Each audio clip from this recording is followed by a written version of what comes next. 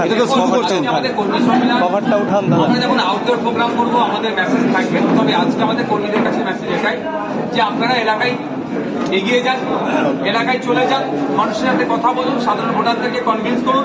আমাদের লক্ষ্য উদ্দেশ্যটা কি, আমাদের জনপ্রতিনিধি কেমন হওয়া দরকার এবং পার্লামেন্টে গিয়ে তারা কোন কোন বিষয়ে কথা বলবেন সেই সব বিষয়গুলো আজকে তাদের সামনে উত্থাপন করা এবং জোটের বিষয়ে একটু ক্লিয়ারিফিকেশন দিলাম, জোট কেন হচ্ছে কি হচ্ছে না সে বিষয়ে দিলাম। এক কথায় কর্মীদেরকে উজ্জীবিত করা আগামী দিনের জন্য কর্মীদের যাতে কর্মীরা সাধারণ মানুষকে একত্রিত করে ভোট করাতে পারে তারই কথা বলা।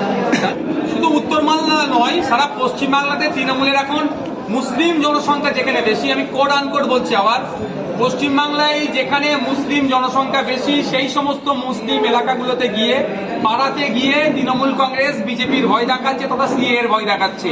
যদি ডিটেনশন ক্যাম্পগুলো গুড়িয়ে দেওয়ারই তার ইচ্ছা থাকে, 2019 সালে পশ্চিমবাংলা থেকে যে এমপি গুলো পাঠিয়েছিলাম আমরা যারা ভোট দিয়ে তৃণমূলের পক্ষে, তারা কটা ডিটেনশন ক্যাম্প গুড়িয়েছে তার লিস্টটা প্রসন্নবাবুকে দিতে বলুন। প্রসন্নবাবু তো ভয় দেখিয়ে মানুষের ভোট নিতে চাইছে, শুধু প্রসন্নবাবু নয়, তার দলের নেত্রীর হচ্ছে এখন মূল কাজ হচ্ছে মুসলিমদের ভয়টা দেখিয়ে ভোটটা নাও। এটা হচ্ছে সিএ হচ্ছে ভোট ধরার কল। সংযুক্ত মঞ্চের বিধায়ক নিজেকে আজকের দিনও বলতে বেশি স্বাচ্ছন্দ্য বোধ করি।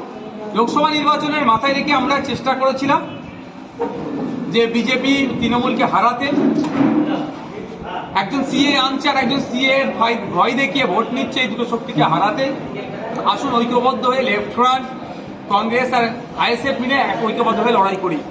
কিন্তু দুঃখের বিষয়, ক্রমশ আইএসএফ কে কর্নার করার চেষ্টা হচ্ছে।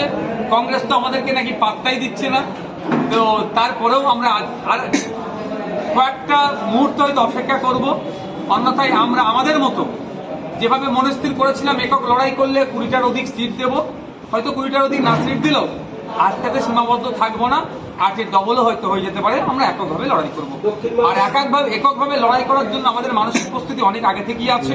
অনেকে আপনারা দেখেছিলেন, আপনারা অনেকে কোশ্চেন করেছিলেন, যখন ইন্ডিয়া ব্লকে কংগ্রেস টিএমসি যুক্ত ছিল তখন আমরা বলেছিলাম ইন্ডিয়া ব্লকে যদি টিএমসি থাকে আমরা ওই ব্লকে থাকবো না, অর্থাৎ আইএনডিআই জোটে আমরা থাকবো না, সারাসার বলে দিয়েছিলাম।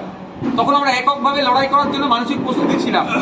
এখনো যদি তারা না থাকতে চায়, বাকি তৃণমূল বেরিয়ে যাওয়ার পরে যদি তৃণমূল এই কংগ্রেস আর লেফট ফ্রন্ট যদি না থাকতে চাই, আমরা আমাদের শক্তি নিয়ে এককভাবে বিজেপি এবং তৃণমূলকে হারানোর জন্য সর্বোচ্চ দিয়ে লড়াই করব। 1998 সালে বিজেপির হাত ধরে তৃণমূলের জন্ম হয়েছে।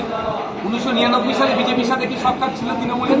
2000, 2002, 2004 কলকাতা পুরসভা, কলকাতা কর্পোরেশনের দায়িত্ব যখন বিজেপি তৃণমূল মিলে ভাগ করে নিল তখন বিজেপির সাথে হাত হয় না। একাধিকবার সেন্ট্রাল মিনিস্ট্রিতে ছিলেন মমতা ব্যানার্জি, দপ্তরবিহীন মন্ত্রিত্ব নিয়ে ঘুরেছেন, রেলওয়ে মিনিস্ট্রি সামলেছেন, তখন কার সাথে ছিল বলুক, কার সাথে ছিল, কি করেছিল?